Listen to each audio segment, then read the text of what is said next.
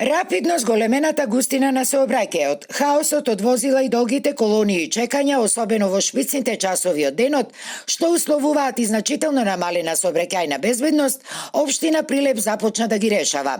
На 20 најкритични точки во градот се пристапи кон поставување на грби на улиците или популарно наречените легнати полицајци, а на што инсистираа и граѓаните. Овој проект се спроведува преку Министерството за транспорт и е во рамки на проектот за поврзување на локални патишта со финансиска поддршка од Светска банка.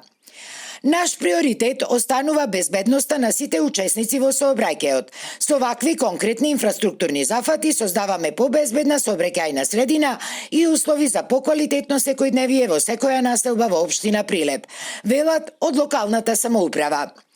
Дека општина Прилеп има сериозни планови и конкретни проекти за средување на сообраќајниот хаос, градоначалникот Дејан Продановски најави уште пред 2 месеци.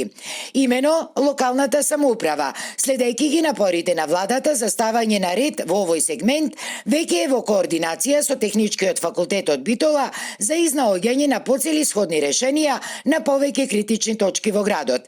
За оваа цел се прават и дронски снимања на неколку најфреквентни крстосници, како тие би станале што побезбедни и за возачите и за пешаците. Очекувам дека во 2027 и Прилеп ќе стане безбеден град со воведување на системите Safe City кои што во моментов ги има во неколку градови низ Република Македонија. Инаку проектот за поврзување на локални патишта во државава е поддржан со вкупно 107 милиони евра, кои се заем од Развојната банка за финансирање во инвестиции во инфраструктурата на општинските патишта и улици, вклучително и соодветно поврзани консултативни и други подготвителни процеси, за што се одвоени 70 милиони евра, како и компонента за непредвидени итни реакции, која е поддржана со 37 милиони евра.